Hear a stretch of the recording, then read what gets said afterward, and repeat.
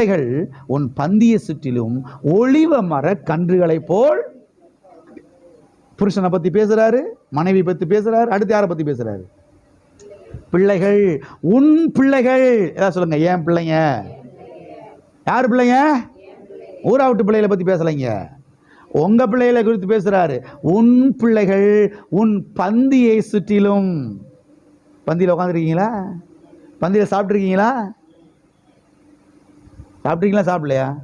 25 காய்கறி வச்சு 20 நீங்கள் ஒன்றேங்க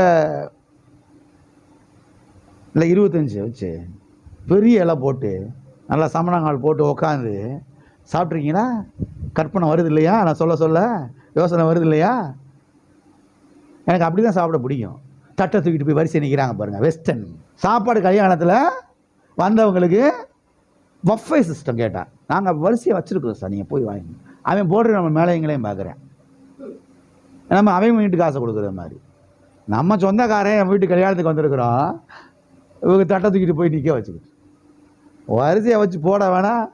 சித்தப்பா உங்களுக்கு என்ன வேணும், மாமா உங்களுக்கு என்ன வேணும், உங்களுக்கு என்ன வேணும், பாயசத்தை ஊற்றியாருன்னா அது எவ்வளோ சந்தோஷமாக மகிழ்ச்சியாக இருக்குது.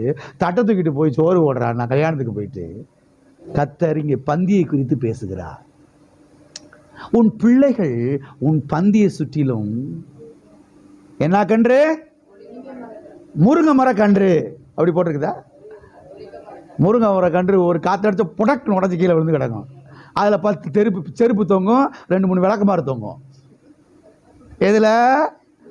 முருங்கை மரத்தில். கர்த்தர் பேசும்போது முருங்கை மரத்தை பற்றி பேசுகிறாரா இல்லை ஒலிவ மரத்தை பற்றி பேசுகிறாரா?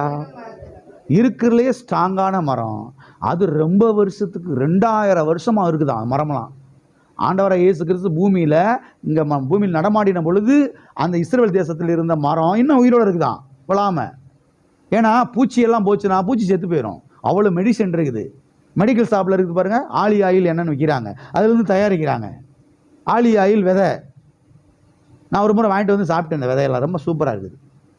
வறுத்துக்கிறது சாப்பிட்டேன், நல்லா டேஸ்ட்டு, நல்லா ஆரோக்கியம். கர்த்தர் ஒலிவ மர கன்றுன்னு சொல்கிறாரு. என்ன கன்று? எல்லாம் சொல்லுங்கள், என் பிள்ளைங்க ஒலிவ மர கன்றுகளைப் போல ஆரோக்கியமாயிருப்பார்கள், சுகமாயிருப்பார்கள், தீர்க்காயுசாய் வாழ்வார்கள். ஆமென். தீர்க்காயுசாய் வாழ்வார்கள், ஆரோக்கியமாயிருப்பார்கள். வியாதி வந்து வந்து வந்து படுத்துக்கிடுவாங்க, அப்படி நோஞ்சா மாதிரி இருப்பாங்க. அந்த வியாதி என் பிள்ளை கொன்றும். வேதம் அப்படி போதிக்கலை. உங்கள் பிள்ளைங்களை எப்படி இருப்பாங்க? ஆரோக்கியமாக இருப்பாங்க. ஆரோக்கியமாக இருந்தால் தான் பக்கத்து வீட்டுக்காரங்க பிடிக்காதே. நம்ம படுத்தே கிடக்கணும் கட்டிலில், அவனுக்கு சந்தோஷமாக இருக்கும். நம்ம எந்திரிச்சு வேலைகளை பார்த்து தண்ணி எடுத்துடக்கூடாது. எந்திரிச்சிட்டா பற்றியா? என்ன செஞ்சுட்டா பற்றியா? நான் எந்திரிச்சா உனக்கேண்டா கஷ்டமாக இருக்குது. உலகம் எப்படி இருக்குது பாருங்க. போராம பிடித்த உலகம், காலவாரி விடுகிற உலகம், கெடுக்கிற உலகம். கர்த்தர் சொல்கிறாரு, நீ எப்பயுமே ஆரோக்கியமாக இருக்கணும், உன் பிள்ளைங்க எப்பயுமே ஆரோக்கியமாக இருக்கணும்.